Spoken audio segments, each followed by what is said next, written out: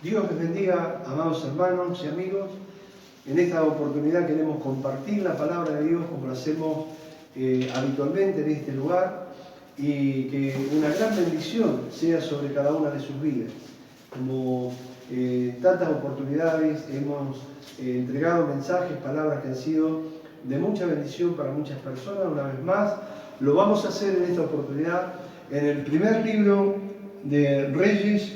Vamos a estar mirando el capítulo número 18, versículo 30. En esta versión de la palabra de Dios dice de la siguiente manera: Entonces Elías le dijo a todo el pueblo: acérquense.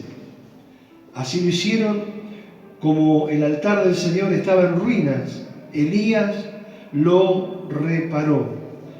Luego recogió 12 piedras, una por cada tribu descendiente de la casa de Jacob, a quien el Señor le había puesto por nombre Israel, y con las piedras construyó un altar en honor del Señor. Alrededor cavó una zanja en que cabían 15 litros de cereal, y colocó la leña, descuartizó el buey, puso los pedazos sobre la leña y dijo: llénela de agua 4 cántaros y vacíelo sobre él el holocausto y la leña. Y luego dijo: vuelvan a hacerlo, y así lo hicieron. Háganlo una vez más, les ordenó, y por tercera vez vaciaron los cántaros. El agua corría alrededor del altar hasta llenar la zanja. Vamos a dar lectura hasta ahí. En esta oportunidad quiero hablar del altar que estaba arruinado. Así dice la palabra de Dios, estaba en ruinas. Este pasaje habla del altar del Señor, que había estado abandonado por mucho tiempo por el pueblo de Dios, porque se había ido en pos de otros dioses y habían hecho otros altares y adoraban a Baal. Entonces allí el profeta Elías, protagonista de este acontecimiento, el profeta que Dios utilizó en esa oportunidad para volver a restaurar el altar del Señor que estaba arruinado. Qué triste la palabra, ¿no? Es algo arruinado. Esto me hace acordar cuando muchas veces encontramos cosas que son útiles y al dejar de utilizarlas terminan arruinándose. Hace unos años atrás, con mis hijos compramos un camión a un hombre que ya estaba jubilado y lo había abandonado. Hacía ya tiempo que estaba abandonado. Y bueno, nosotros nos dispusimos a querer restaurar este camión. Y bueno, hablamos con este señor que lo tenía en venta, se lo compramos. Y la verdad que cuando llegamos con el camión estaba arruinado, estaba en ruinas. Pero allí nosotros nos propusimos con mis hijos restaurar ese camión que era útil. Y allí comenzamos a trabajar, se hicieron muchas cosas. Tuvimos durante un año entero, un año completo, tratando de poder restaurar, hasta que logramos otra vez ponerlo en camino y que comience a dar utilidad. Entonces ahí aprendimos una lección también, que cuando uno se propone algo en su corazón y le pone ganas, le pone fuerza, le pone entusiasmo, uno puede lograr esas cosas. Es tan importante cuando uno tiene deseos de restaurar algo. Y yo creo que este tiempo, que es un tiempo propicio para restaurar muchas cosas en la vida de cada familia, de cada uno de aquellos que conocen la palabra de Dios y que tal vez han quedado algunas cosas en el olvido, porque bueno, ya no venimos a los templos, no frecuentamos la iglesia y comenzamos a descuidar algunas cosas, y tristemente cuando uno descuida algunas cosas, allí las dejamos de utilizar, comienza a deteriorarse, se comienza a arruinar. Y tristemente a veces hay muchas cosas que nosotros hacíamos, por ejemplo, orar y dejamos de orar y se nos va el entusiasmo por la oración, lo mismo la palabra, nos gustaba leer la palabra, pero de pronto se nos va el entusiasmo, se nos va la fuerza y ya no leemos la palabra. Y hay cosas que necesitamos restaurar. El altar familiar era una de las cosas que era tan necesario dentro del pueblo de Dios, dentro de la iglesia, que ya se había olvidado totalmente los altares en los hogares, en la familia. Y todo este tiempo de cuarentena que llevamos, donde han pasado ya algunos meses, y allí nos ha llevado a restaurar otra vez el altar familiar, los altares que se han restaurado durante todo este tiempo de cuarentena, este tiempo donde ha azotado y sigue azotando esta pandemia del COVID-19 y que allí nos ha tenido encerrados allí en los hogares, en las casas, y bueno, allí hemos comenzado nuevamente a restaurar el altar. Es tan importante porque el altar es un lugar de encuentro con Dios, donde uno tiene un encuentro con Dios. El altar es donde nosotros doblamos nuestras rodillas, donde nosotros hablamos con el Señor cada mañana cuando nos levantamos. El altar es el lugar donde muchas veces entonamos una canción, una alabanza para Él. Es tan importante el altar, el lugar de comunión es el altar. Allí en el libro de Génesis encontramos la historia, ¿no?, que nos relata sobre el diluvio, y en el capítulo 8, verso 20 del libro de Génesis, cuando Dios le da la orden a Noé que descienda del arca, que deje libre a los animales que estaban en el arca. Había pasado ya un año del diluvio y bueno, las aguas después fueron decreciendo y allí Dios le dio la orden a Noé para que dejara el arca. Y en el capítulo 8, versículo 20, lo primero que hace Noé cuando desciende del arca después del diluvio es hacer un altar. Un altar porque él necesitaba tener una relación más íntima con Dios.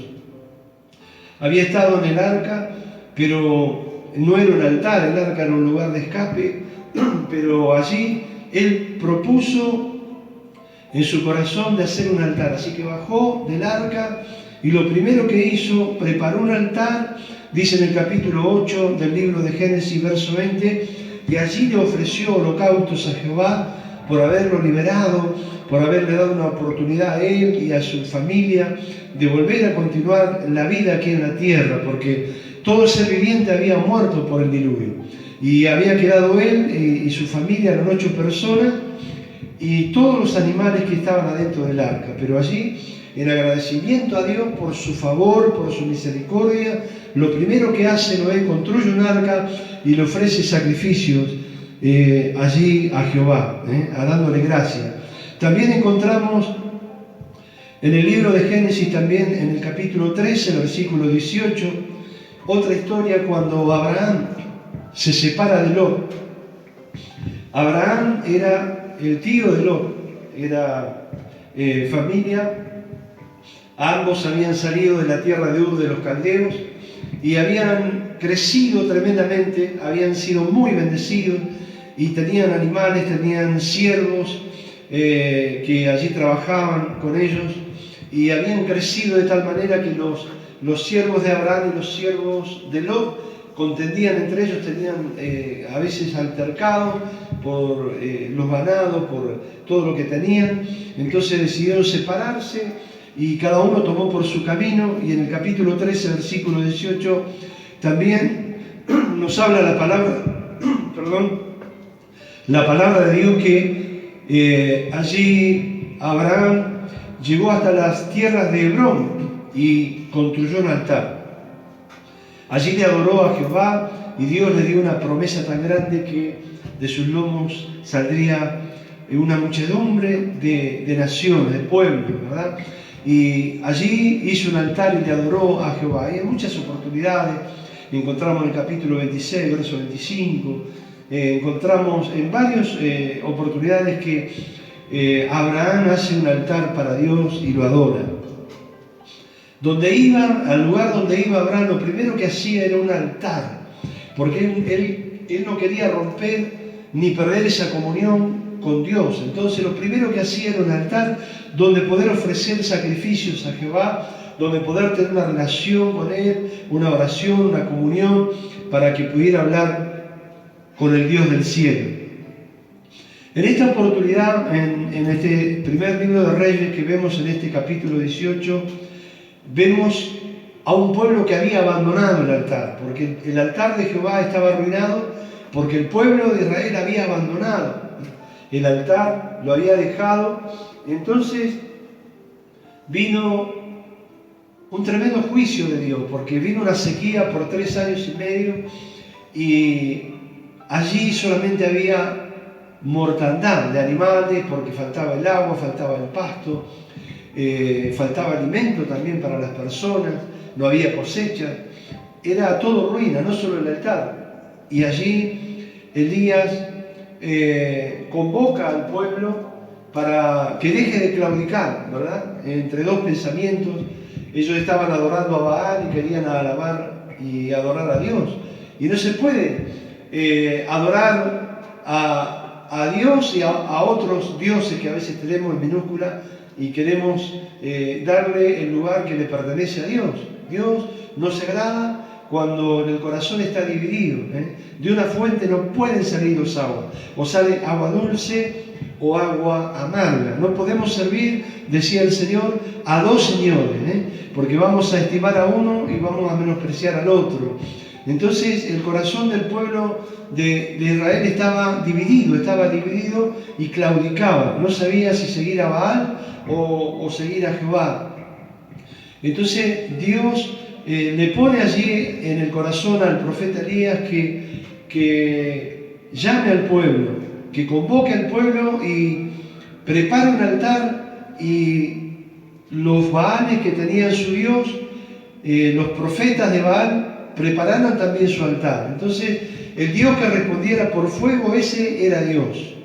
Y allí comienza esta guerra de altares, fue una guerra de altares.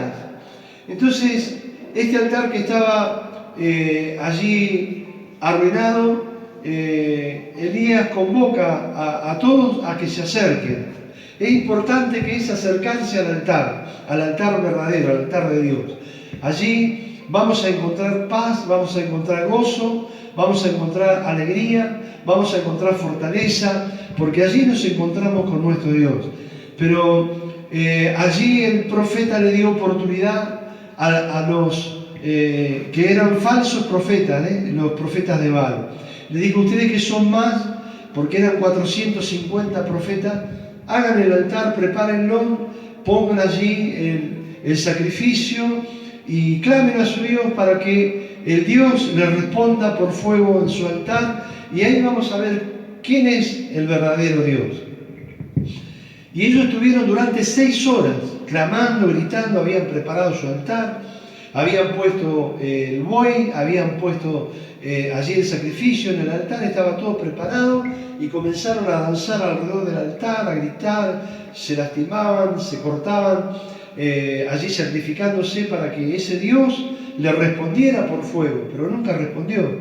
Entonces Elías, viendo que ya no había respuesta, llegó su hora, su tiempo, habían pasado 6 horas. Entonces Elías llama y le dice: bueno, ahora vengan, acérquense.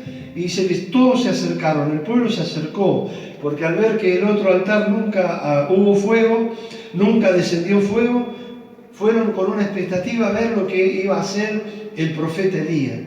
Pero el altar estaba desordenado, estaba arruinado. Entonces lo primero que hizo allí fue arreglar lo que estaba desordenado. Eso es cuando ocurre en la vida de cada cristiano. El altar representa también nuestro corazón. Cuando hay falta de comunión, falta de compromiso, cuando allí hay idolatría en nuestro corazón, se desordena el altar, ¿verdad?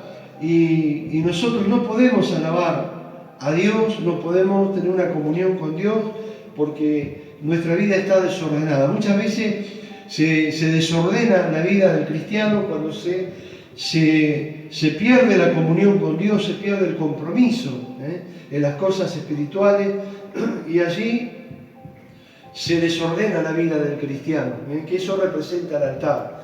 Entonces el profeta allí dice que toma 12 piedras y representando una por cada tribu, eran 12 las tribus de Israel. Y como el pueblo de Israel estaba dividido, entonces allí lanzó un mensaje al pueblo, porque él tomó 12 piedras conforme al número de las tribus de Israel, que eran 12, los hijos de Jacob, que allí Dios le había puesto Israel por nombre, le había cambiado el nombre y le dijo: no se llamará más tu nombre Jacob, sino Israel será tu nombre. Y de los lomos de Jacob nacen las 12 tribus. Allí entonces toma las piedras, que eran piedras no pequeñas, eran piedras grandes, y comenzó a darle forma a lo que estaba desordenado. Comenzó a darle una forma de altar y puso cada piedra en su lugar. Es tan importante esto en la vida espiritual de la iglesia, cuando cada cosa está en su lugar, porque dentro de la iglesia están todos los ministerios, está allí los 5 ministerios, pero cada uno debe trabajar en su debido lugar, no ocupar uno el lugar del otro. Eso es lo que representan también las 12 piedras que fueron puestas cada una en su lugar. Y también representa un poco las piedras, la vida de la familia, la vida de aquel que es el sacerdote de hogar y que como cabeza de hogar tiene que tener su casa en orden, especialmente aquellos que trabajamos, ¿verdad?, en el ministerio. No podemos ser heraldos, como decía el apóstol Pablo allí en Primera de Corintios. Encontramos un pasaje allí en Primera de Corintios capítulo 9, versículo 27. Pablo decía estas palabras: sino que golpeo mi cuerpo y lo pongo en servidumbre, decía Pablo, no sea que habiendo sido heraldo para otros, yo mismo venga a ser eliminado. Está hablando, ¿verdad?, de un autoexamen de la vida de aquellos que estamos sirviendo a Dios. Porque muchas veces, predicando, nosotros queremos ordenar la vida de otro, pero primeramente el mensaje llega sobre nosotros. La palabra viene del corazón de Dios al corazón del siervo, y del corazón del siervo al corazón del pueblo. Se lo repito de vuelta. Cuando viene la palabra de Dios, viene la palabra del corazón de Dios al corazón del siervo. ¿Para qué? Para que nosotros hagamos un autoexamen de nuestra vida, cómo estamos sirviendo a Dios. Como decía Pablo, ¿no?, esta palabra en 1 Corintios que le leía, capítulo 9, verso 27, Pablo decía: no, sino que golpeo mi cuerpo, dice, y lo pongo en servidumbre.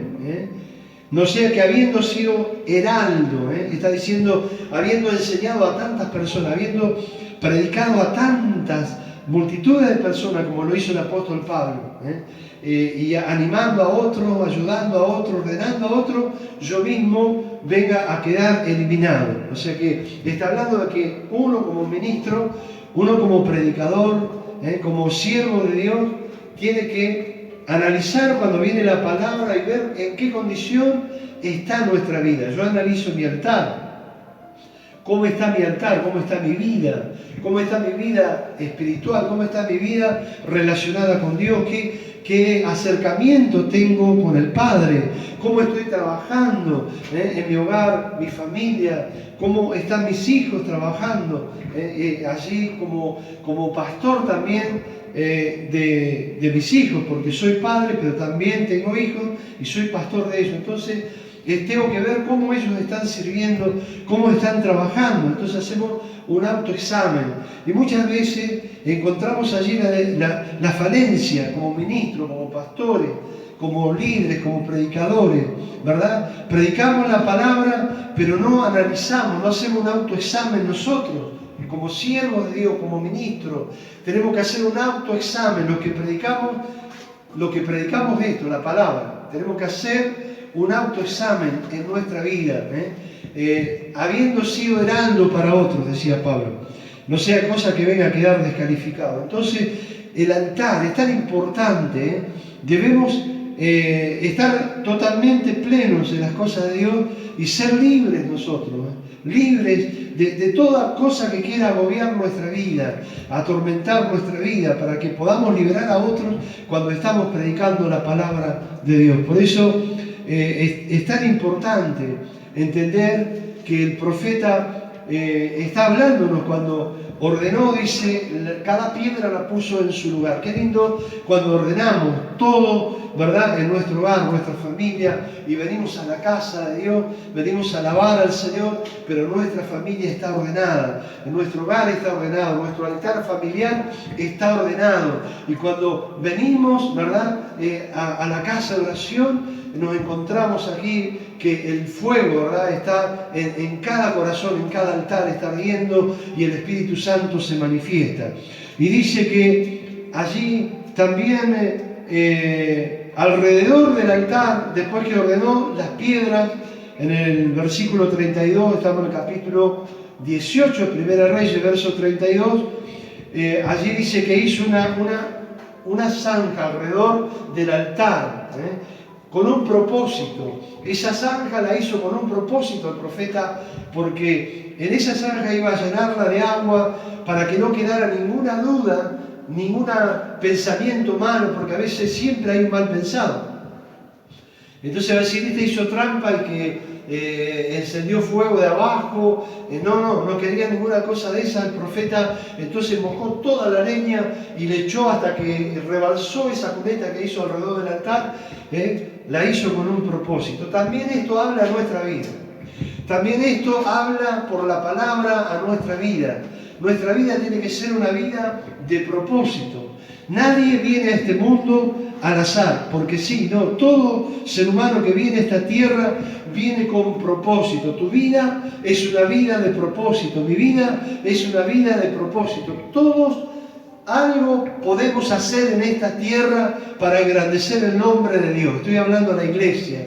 Dios nos ha dado dones, ha dado talentos, ha dado capacidad para que cada uno de nosotros tenga un propósito divino en su vida. Por eso el propósito del profeta era que quedara bien en claro lo que él iba a hacer, que no quedaran dudas, que no quedara ningún pensamiento raro en la mente de los otros profetas.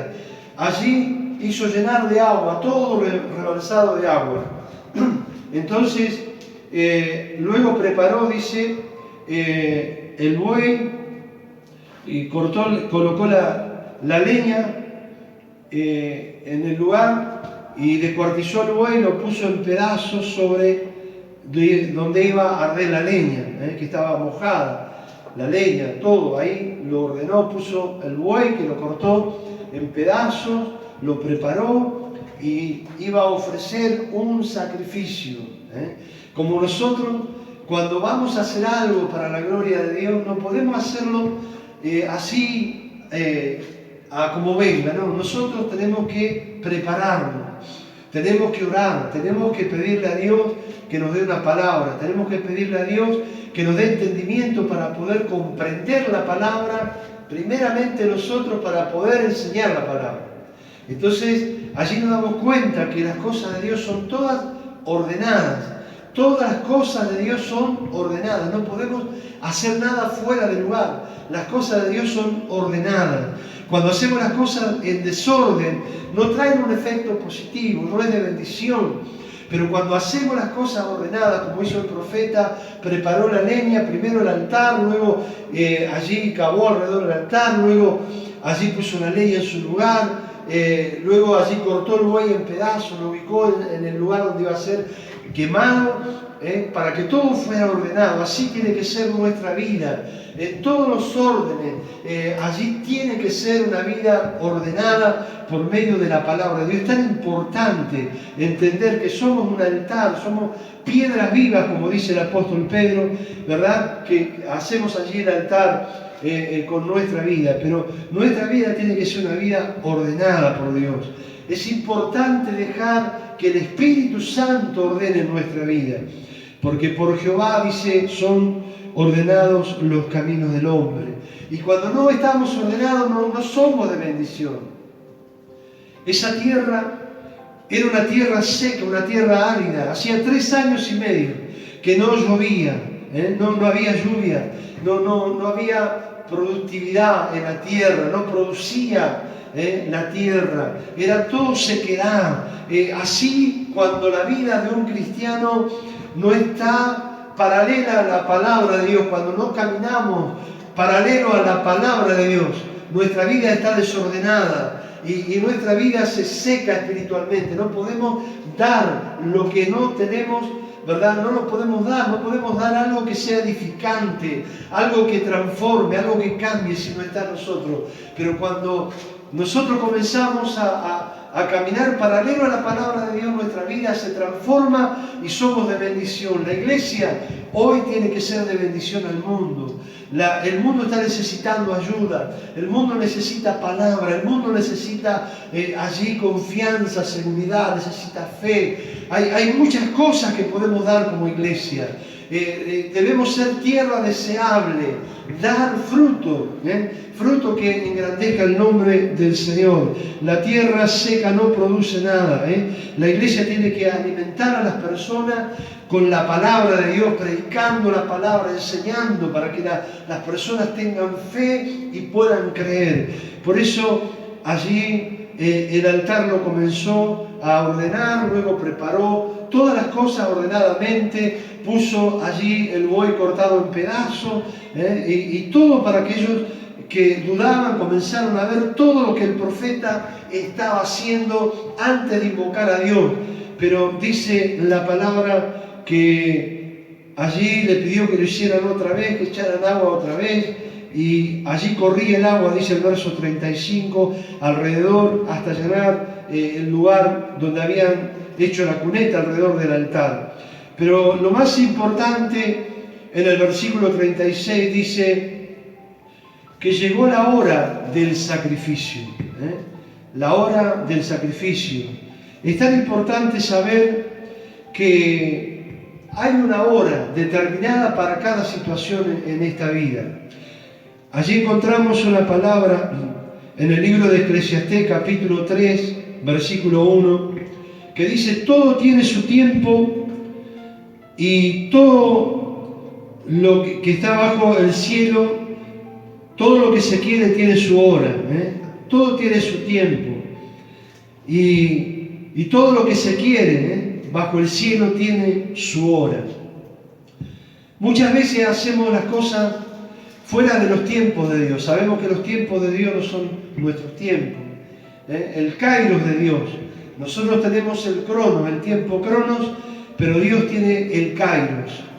En el tiempo kairos de Dios, Dios, cuando tiene un propósito sobre tu vida, te va a llamar para que le puedas servir. Él te va a preparar, Él te va a capacitar, Él te va a dar lo que necesitas para que le puedas servir. Pero en el tiempo kairos de Dios, no en tu tiempo. A veces queremos servir fuera de tiempo.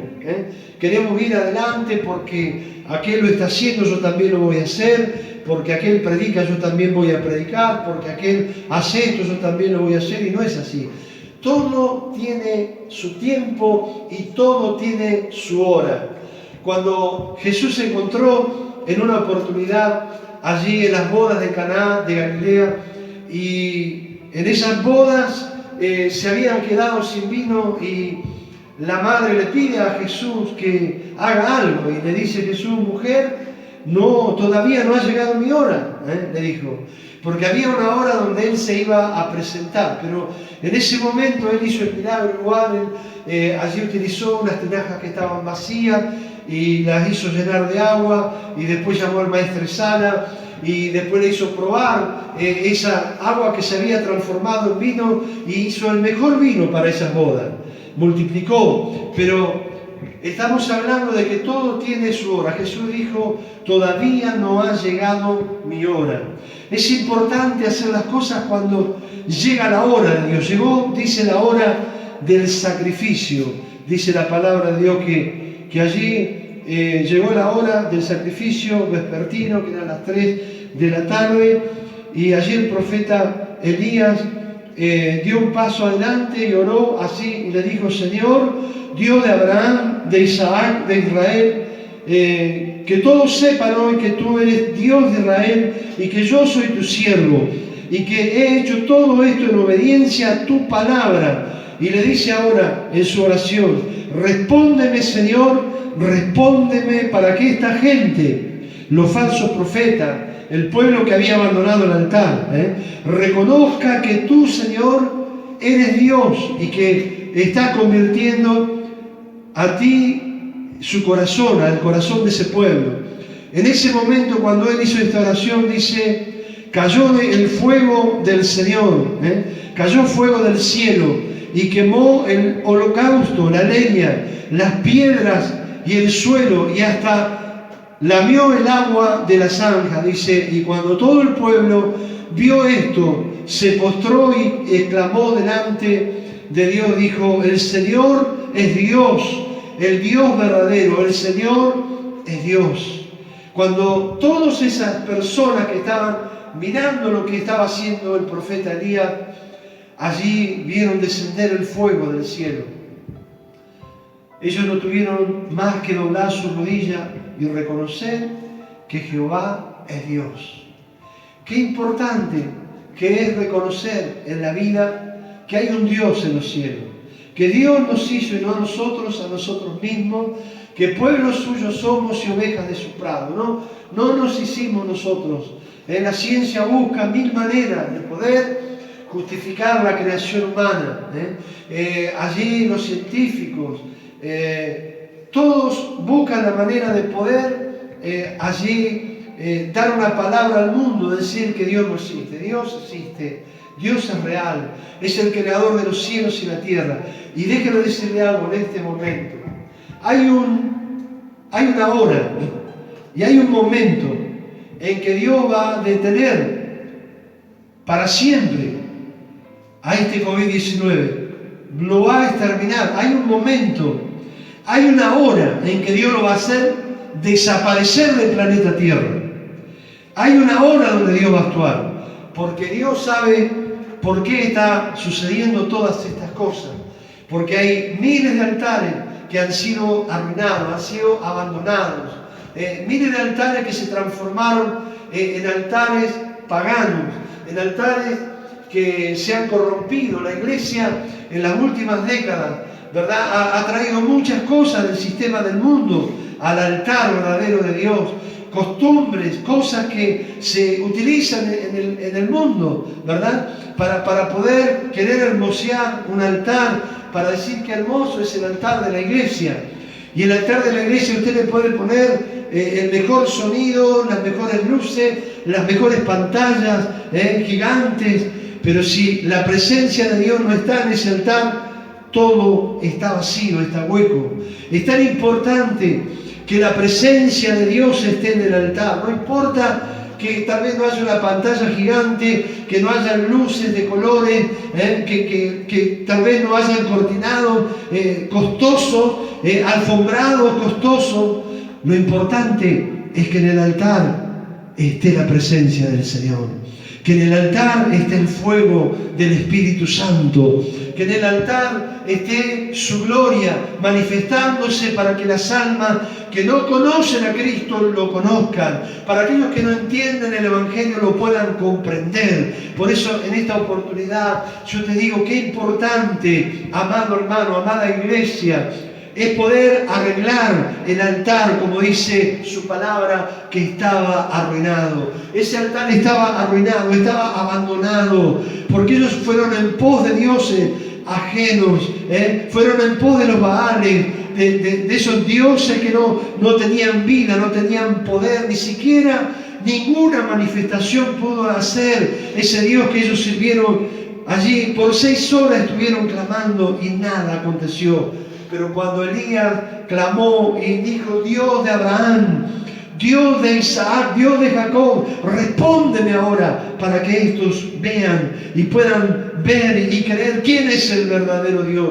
Y allí descendió fuego del cielo, fuego del trono de Dios, a ese altar que el profeta había preparado. Qué importante cuando nosotros preparamos nuestro altar, preparamos nuestro hogar, preparamos nuestro matrimonio, preparamos nuestros hijos, preparamos nuestra familia y venimos a la iglesia y alabamos a Dios y le cantamos y nos gozamos y la presencia de Dios desciende por fuego por medio del Espíritu Santo y Dios bautiza y Dios transforma ese lugar de alabanza en un lugar de adoración, un lugar donde podemos tener un encuentro con Dios.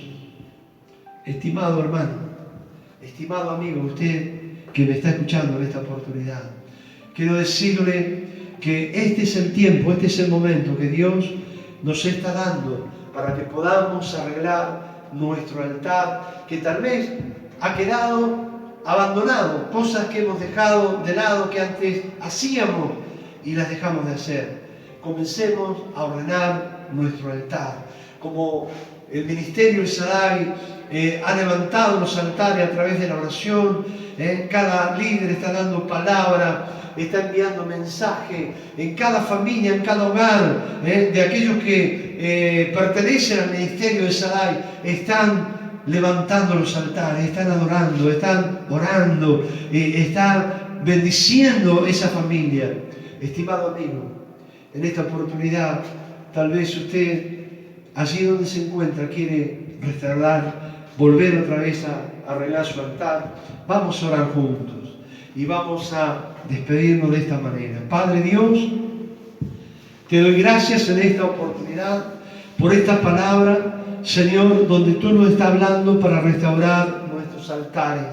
Señor, bendice a cada persona, hombre, mujer, joven, señorita, anciano, que en este momento está escuchando estas palabras y quiere arreglar su altar. Bendícelo, fortalécelo, renuévalo y dale fuerzas del cielo para que ese altar vuelva otra vez a ser como era antes, Señor. Un altar consagrado para ti. Padre, te lo pido en el nombre de Cristo Jesús, de ahora y para siempre. Amén. Que Dios te bendiga y será hasta la próxima. Dios te bendiga.